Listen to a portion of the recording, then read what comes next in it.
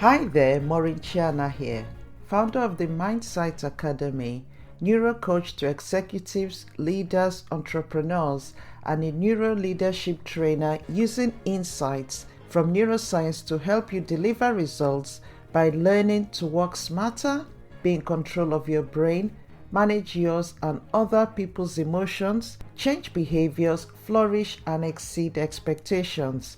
I am so pleased to be back here with another episode of Lead to Excel podcast. Today, I've got a fantastic guest. I am so excited about this lady, and I really want you guys to hear what she does because it's really intriguing.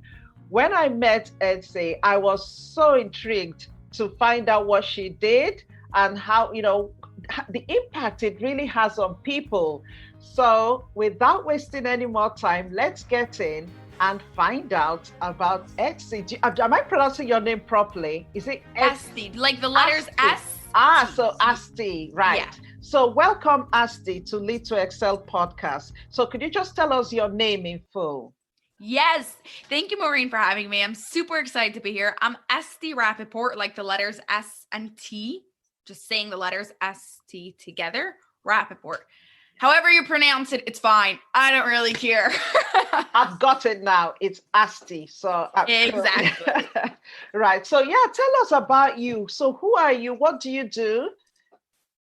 I am a relationship photographer and coach, which means I take pictures of couples and using various methods, especially CEJA, I coach them through their problems, their challenges, I should say, together with photography. Fantastic. So before we started this podcast, Astia and I were just talking about the weather because I'm in the UK and she's in New Jersey and the weather here is horrible, while New Jersey is really lovely and warm. It's freezing. It is so cold, but it is really sunny. You go outside, your fingers freeze off, but it's sunny. So that's New Jersey. Freezing in the winter and really hot in the summer. Yeah, true. Right. Okay. I'm going to ask you something. You mentioned CEJA. What is that? CEJA stands for Creative Journal Expressive Arts. It's a method developed by Dr. Lucia Capacchione about using your non-dominant hand to access your subconscious mind. Because anytime you have a challenge, anytime you need to make a decision, you want to decide how to do something, make new plans, you have all these ideas and it's all coming from your logic brain.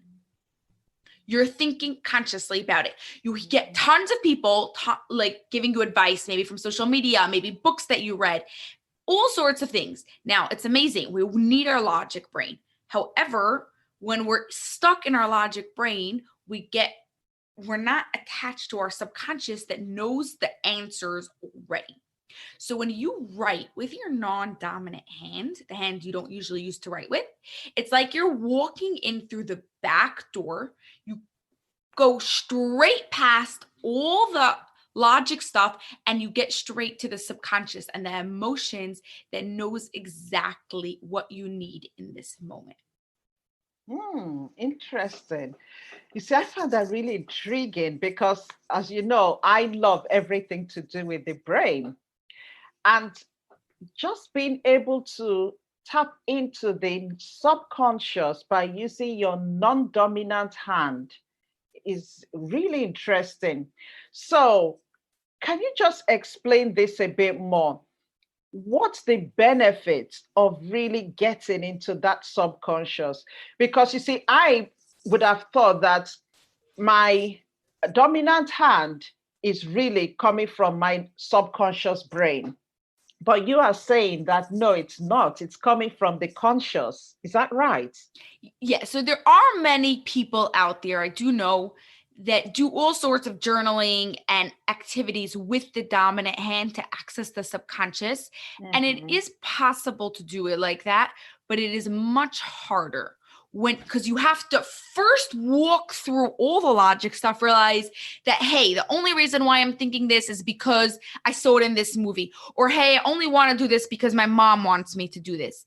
But if you go right past that, you don't have to work through all that. You could, when you write with your non-dominant hand, you don't have to figure all that stuff out before you hit the subconscious. So you get straight to the core, to the reason of what you're trying to figure out. Right. Okay. So the aim is to get into the subconscious. Right. And it's the non-dominant, using the non-dominant hand that takes us there. Now, I'm trying to understand the science behind how the non-dominant hand gets us into that subconscious. So it bypasses everything to get us there. Okay, so I'll explain that. So there's the left side of the brain is in charge of the logic stuff, right? Math, reading, writing. The right side of the brain is in charge of the creative stuff, art, music, drama, and it's in charge of emotions. Right. Now, that's the side of the brain where the subconscious lays. The subconscious is in between the two halves of the brain, but it lays, like, entering it is through the right side of the brain. When you write with your non-dominant hand, you're accessing it through the right brain, because when you're writing, what's happening? You're going in through the left side of the brain. When you're but if you take your pen and you move it to the other hand, or whatever you're doing, you're eating with a fork and you move it to the other hand, now your brain has to make new neuron connections and rewire it. So it's going to enter from the other side of the brain, which is going to be your subconscious side. Thank you very much for explaining that. And what's the advantage of that, though? What is that going to help us achieve? So it literally helps you with almost anything you want to understand. It sounds crazy and like, okay, I'm not going to believe this, but because it's your subconscious and your inner self really knows everything. Like, you know, when you need to make a decision and you're like, I don't know this, I don't know that. And you keep on going back and forth, but deep down, if you're going to get really honest, you know what answer you're going to do, right? Now that is in your subconscious, your mind, your body knows the answer already. When you're writing with your non-dominant hand, you're not thinking, you're just writing, because as soon as you start thinking logically, you're getting back into your left brain. So you're not thinking, you're just writing, and then it just comes out on the paper, the answer that you were looking for. So whether you're looking to make decisions, you have a health problem and you want to know, why is your back hurting you? There's a reason why your back is hurting you. Now, you might be focused on the pain. What happens? There might be something in your subconscious that is so big and so scary to get into that your subconscious says, don't come here. Don't look at it. Don't try to figure it out. Instead, I'm going to make your back hurt. So that way you're focusing on your back pain instead of trying to go and figure it out. So now when you're writing, why is my back hurt, with your non-dominant hand, your answer is going to come out from the subconscious right away, because you're not focusing on your back, you're focusing on your subconscious. So if you want to have a difficult conversation with someone, you could try that also, because your subconscious will be able to know somewhat, obviously not exact wording, but the concepts of what that person will be trying to tell you. So you could have a conversation. I'll give you an example. Let's say you have someone that you have a really hard time, a difficult conversation you need to have with someone. It could be an employee, it could be a coworker, your husband, anyone. You could take two markers in two different hands. Your dominant hand is going to be your things that you want to say, and your non-dominant hand is going to be the other person. And then you go and you have that conversation. You tell them whatever you think, you ask them whatever questions you want to ask them, and you have them answer with your non-dominant hand. Now, what happens this way? When you're writing it down on a paper, you're not getting caught up in the emotions of the other people. Usually when you have a conversation with someone, after 2 minutes of this hard thing, either the other person shuts down or they yell and they leave the room, the conversation just stops. When it's on a paper, you don't have that. It's just you writing between your two hands. Then you could get all the way to the end of the conversation and figure out how this is going. So when you go and have this conversation in real, it's much easier. Does that make sense? Interesting. Yeah, absolutely. Really interesting. So coming back to the dominant hand and non-dominant hand, what I find really interesting is that because you're using the non-dominant hand, then what you're doing in essence is engaging your conscious brain. And because the conscious brain is then busy trying to work out, because it's new to the brain, that way you can then access your subconscious brain where all the information is stored. And that's, so I find that really interesting. Yeah. I love the way you explain the subconscious brain, because you're absolutely right. Everything we do, memories, all stored in our subconscious brain. And it's got a lot of answers. The main thing about the subconscious brain is that a lot of the answers it has, some of it might not serve us well sometimes. Some of it might. What do you say to that? Yes. So the reasons why we have these thoughts or these beliefs in our subconscious is because at a certain point, in a certain moment, it did serve you well. So maybe something happened when you were 3 years old and the whole world was going to fall apart. There was no way you would be able to survive without this thought. So your brain made this thought for right then. And the problem was it got stuck there. So now that you know that this thought is in your subconscious mind and it's not letting you achieve what you want to achieve, you could bring your conscious in and talk back to it. So what you do is, again, you take 2 markers and you write your belief with one hand, and with the other hand, you answer back to it. No, that's not true. I know that's that. You just go back and you answer and you create a new thing. I am working towards becoming a better leader. I am in the process of loving myself. Don't say I love myself now, because then your body's just not going to believe it. But if you say I'm working towards, I have the ability, I am capable, then you could go and change that thought in your subconscious. Because when you say I am working towards, the subconscious doesn't recognize that. I am working towards, because as far as the subconscious is concerned, that's not happened. It doesn't know it. So how do you then go back and change it? And how long after do you change it? So it's going to be an ongoing process. Depends on the person. Some people are really connected with themselves and this works for them immediately. Some people, the first time they try it, they get no answers. Everything that comes out is just nothing. And they're like, I don't know. Well, if you were never connected with yourself, just like when you meet a stranger the first time, you don't go and tell them all your deepest, darkest secrets. Your subconscious is also not going to go and tell you all its deepest, darkest secrets if it's the first time you're going and contacting it. So it's a process. It takes time.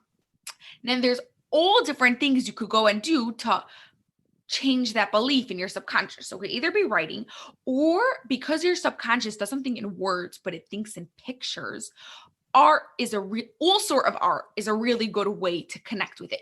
So art, whether in like painting and drawing and things like that with your non-dominant hand, or music and movement, all those things change.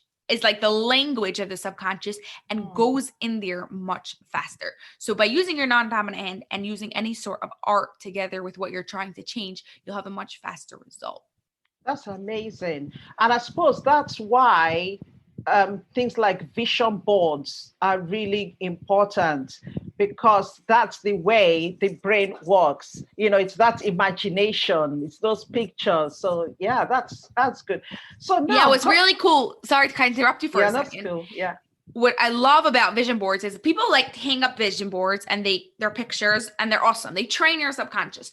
The thing with vision boards is when you have a problem, it's not going to go and solve your problem for you. What you can do is, at the time you have a problem, you can look at your vision board, and with your non-dominant hand, you could have the vision board so-called talk to you, like tell you what you should do in the problem. Now, because that picture got into your subconscious, now your subconscious will know the answer and will be able to write it out for you on the paper, and then you'll know what to do. Interesting.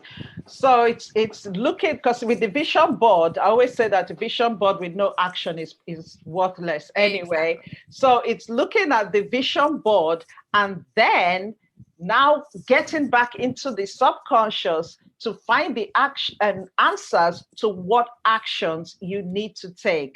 Exactly. You said it so well. Exactly. That's the way it is. That is good. I just love the way the art links with the science. It's just fascinating. So now you talked about help using this to help couples. How do you do that? Just talk us through that. What is that like?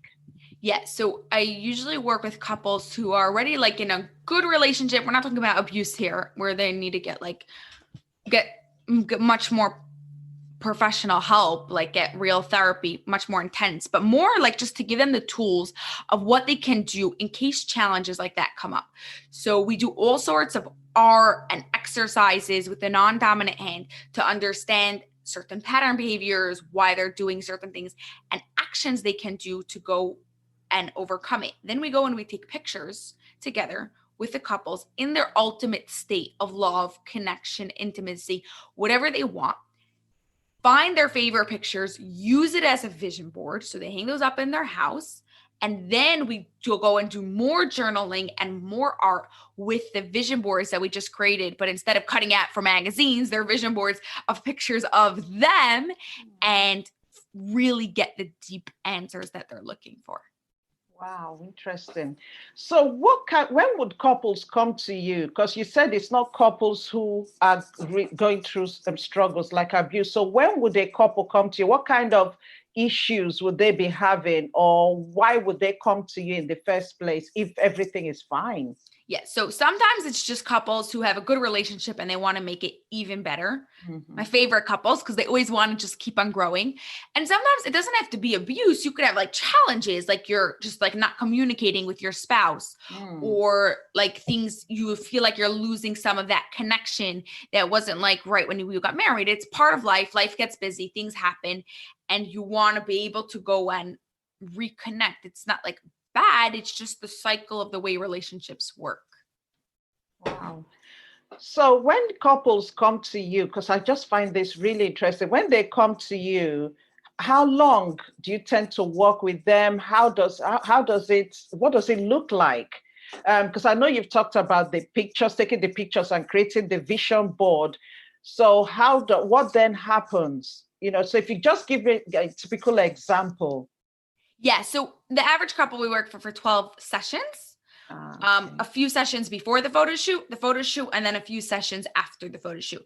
And then by the end of 12 sessions, they have the skills they need to go and do this by themselves whenever they want. Because whenever you have a challenge now, you sit down and you journal and you go and you figure it out. Now, like if I ever have to make a decision, if I ever have to make a discussion with have a hard discussion with someone, just a bad day, I know to sit down and just journal because I'm going to get my answers out on my paper. I love this. So basically what we're saying here is that the answers are really already within us. Exactly. So for couples, what kind of challenges do you have when they come to you? Because you're giving them tips or giving them, tools to really go back and make their marriages better. What kind of challenges do you find you come across? So there could be all sorts of things. Sometimes it's like there's one person that is more controlling than the other person. Sometimes it could be the other person. Like recently I had a couple, the husband, he just like checked out. He was there, he spoke to her, but he wasn't like in the relationship, wasn't interested that much. He just like flowing through life. And that's very common because life gets busy, things get hectic, and like there's a limit to how much you could do and how you prioritize your things. But if you go and journal about it, you could figure out maybe 1 hour a week I'm going to spend time with her. If I do this specific action, it's going to go on to make a difference. There's little things that if you do, they make a huge difference to your whole relationship. So do they have to journal together or do they do it separately? So every person journals on their own paper, but then if they want, they could go and they could share it. So sometimes like there's, like, let's say if I'm back at home, maybe we're deciding to go and sit, like we're both journaling and then we're going to, because like we got into a fight. So instead of talking about it first, we're both going to journal and then we're going to talk about it. Sometimes I'm just upset about something that you did. So I'm going to go and journal and then I'll be able to talk to you about it. That's awesome. I love that. I really like that. Interesting. So how did you get into this, Asti? Because it's so different. It's not something I've ever come across. How? Yes. How? Okay. So I was started by doing photography. I did photography my whole life. And as I was doing photography, I realized my favorite ones were the emotion part. And that with couples just came out the most. So I went into doing more relationship photography only. And that's at that point I was doing only vision boards. As I would take pictures of them, they'd find their favorite ones and hang it up as a vision board. And I loved it. I thought it was really cool. But like I said before, it doesn't solve your problems. Like you said, you need to take those actions. So I was looking to see what else can I do to go and help these couples. I didn't want to go back to school. I was fed up of that. And I was just like open. I was like, okay, I'm going to keep my eyes open, see what happens. And maybe I'll find something. And there was this lady who needed a place to stay for the weekend. So she ended up staying by my house. And she was a CEJA coach. And she was like telling me about it. I was like, oh my goodness, this is so cool. So I write the answer with my non-dominant, like I write the question with my the question with my dominant hand, and the answer with my non-dominant hand. And then I just get the answer that I'm looking for. That's like so cool. Like now I'm not going to have challenges anymore. Not really, you still have challenges, but I'm not going to be stuck, like lost. Like I'm not going to know what I'm going to have to do anymore. So I decided to go and take some sessions by her to first figure out and see if I really like this, does it really work? And I was like, no, I'm not doing it over Zoom. I'm coming to your house. This was like a few years back. So it was like before you were able to go and see people. And I was like, no, I'm going to do it in your house. And I would go and I would drive 2 hours each way to do it in our house because I was like, I have to do this in person. And I absolutely loved it. From the first session, I sat there like I got like a whole clarity and like everything that was going on in my life. It just made so much sense. And I was like, I love this. So after a few more sessions, I went to get trained. Amazing. My brain is just ticking away because I've got a few answers before we finish, a few questions before we finish this. So one thing that I'm aware of is that the information in our subconscious brain obviously is from our experiences, from our childhood, from everything we've picked up along the way.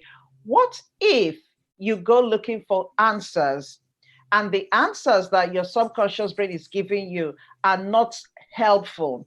So there could be answers that could be quite limited because that's the information it has. How do you deal with that, or how do you recognize that, and how do you walk through that? Yeah, so the only way that will happen is if you're not connected yet with your subconscious, because your subconscious knows way more than we think it knows. Mm-hmm. We think it's only our experiences, but it's way more than that. Mm-hmm. So if you're not getting answers that you are, like you said, limited answers, mm-hmm. I would suggest you journal again the next day or a few days later, mm-hmm. and try it again. And again, every time I journal about the same thing, I get different answers because I'm connecting with it more and more and more. Mm-hmm. Yeah. I understand that. That's interesting, because what's happening in that sense is that because the brain is constantly wiring. And I think from what you're saying, I think what you're working on a lot is the insights that come from inside from the subconscious. It's that insights we get, like intuition, the light bulb moments. It's those, and that comes from the wiring that is occurring. And I suppose that's what answers the question why you get different answers at different times. Exactly. And the intelligence is that we know what's limiting. So it's being able to decide on and make that right decision. If you're not getting what should be the right answer, you can go back and keep journaling. And in a way, what that is actually doing is, in essence, rewiring the brain. Yes. So, oh wow. Yes, what happens is after you do this for enough times, for really constant, for a really long time, then this is like much later on, like really not anyone who's just starting out, your brain, like you said, gets rewired, and all of a sudden you'll get these subconscious insights, like you said, throughout your day. And you're like, I would have never thought of this a year ago, but now I am. And it's just so cool. Yeah. I think that is so powerful, actually. And being able to live like that. Because one thing I always say is the brain is such a complex organ, but so intelligent, so smart, so clever. There's so much in it. You know, when you think about creativity, innovation, what can come from our brain, but a lot of times we don't use it. We just, we don't really tap into the power of the brain. So I truly love what you do, and I'm sure the listeners will be excited. So how do they find you? Tell me where they can find you, where they can reach you, where they can contact you. Yes, the best place to do that is to go to LifePix with an X, LifePix Relationships.as.me, and I'd love to speak to you there. Awesome. And I'm going to put the link in the description as well for anyone that wants to visit you. So thank you very much. This has been so interesting and really revealing quite a lot of insights for me as well. So thank you once again, ST. Thank you once again for tuning in.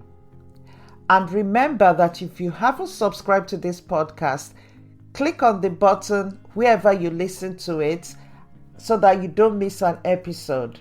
And I would really appreciate you leaving a review as well, or even a comment on the podcast, or ideas of topics that you want me to talk about in future.